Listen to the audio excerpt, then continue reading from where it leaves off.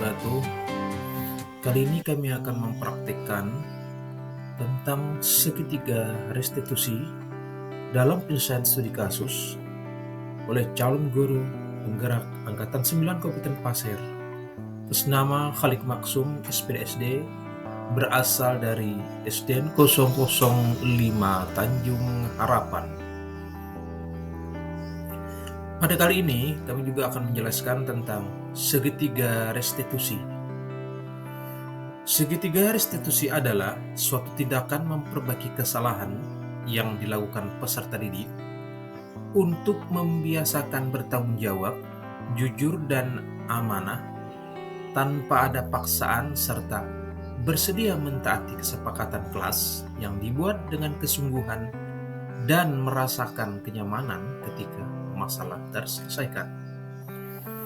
Tahapan segitiga restitusi yaitu menstabilkan identitas, validasi tindakan yang salah, menanyakan keyakinan.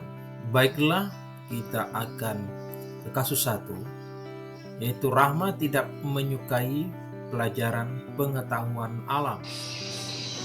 Apa alasannya tidak menyukai pelajaran IPA? Sangat sulit ya, sangat sulit dipelajari.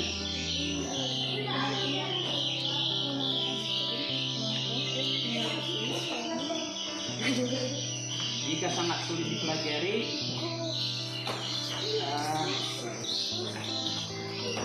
bisakah kita misalnya belajar bersama, atau mungkin bisa bareng sama kawan-kawan biar tidak sulit pelajarannya? Bisa enggak kita kerja kelompok atau bagaimana? Bisa tidak kerja kelompok? Oh bisa kerja kelompok. Jika bisa kerja kelompok, tentu pelajaran harus sulit. Tentu agar tidak sulit belajar seperti itu, kita harus berbagi bersama teman-teman. Ya, minta teman belajar juga sama teman-teman. Baik. Jadi pelajaran yang sangat sulit itu sebenarnya tergantung kita. Kalau kita tidak suka, itu pasti tidak merasa nyaman lagi dengan pelajaran itu. Karena sulit, alasan itu tadi. Sulitnya di mana? Kalau Pak Guru tahu, sulitnya di mana pelajaran IPA itu? Kalau boleh tahu, sulitnya di mana? Sulitnya bertanya tentang hewan, ya. Tentang hewan. Baik. Belum pernah mengenal hewan-hewan di sekitar kita. Oh sering. Kalau sering kan ketemu kan toh. Ya kalau sering kan hewan ikan juga hewan. Manuk juga, ayam juga hewan.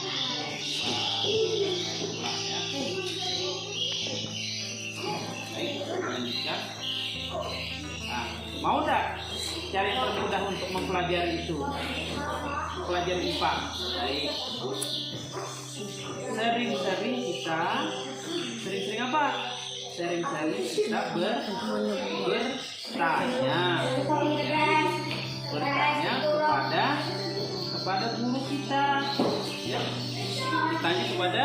guru kita tentang hewan, ya, atau makhluk hidup di sekitar kita yang belum kita ketahui, ya, yang belum kita ketahui. Baik. Belum kita ketahui, jadi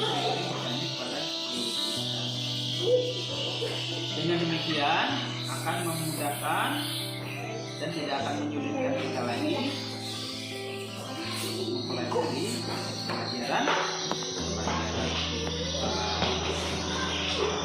Apa tadi caranya tadi? Apa tadi caranya?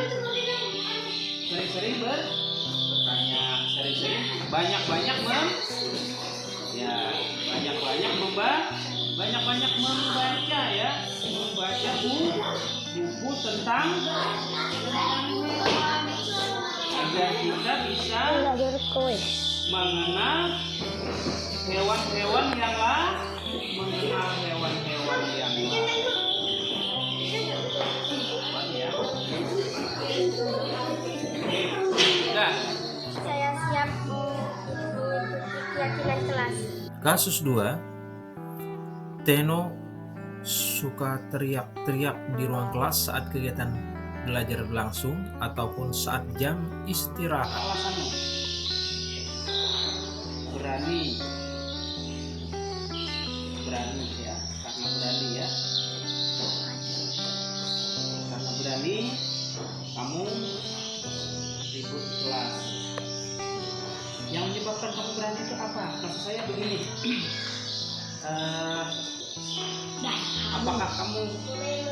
apakah kamu diajak teman-teman, kamu sering ribut?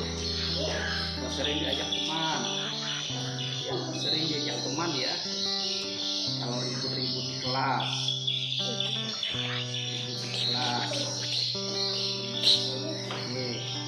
Oke.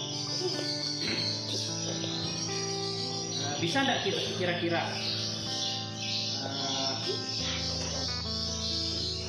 kita tidak ribut di kelas? Oh, bisa. Kita tidak ribut di kelas. Bisakah kita berjanji untuk tidak ribut di kelas? Iya, bisa berjanji untuk tidak ribut di kelas.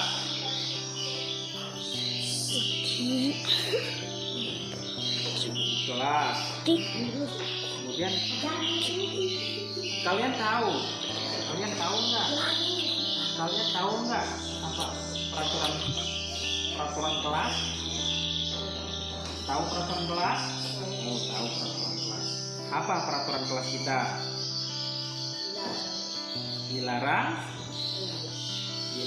ribut di dalam kelas.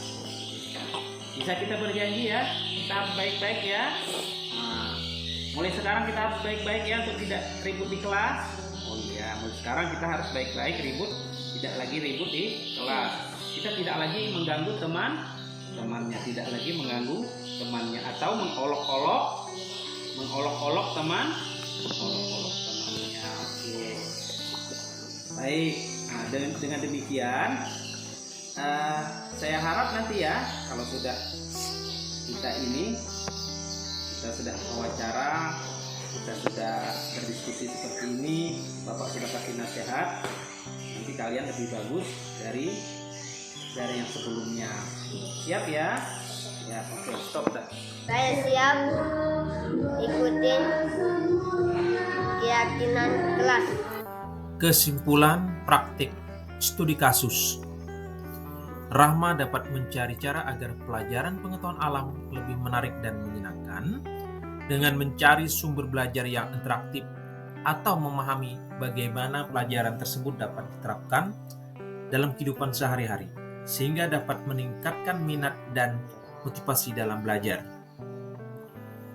Penting untuk menghargai hak-hak temanmu untuk belajar dengan tenang dan nyaman di ruang kelas agar semua siswa memiliki kesempatan yang sama untuk memperoleh ilmu dan pengetahuan. Hal ini akan membantu membangun suasana belajar yang positif dan santun di sekolah.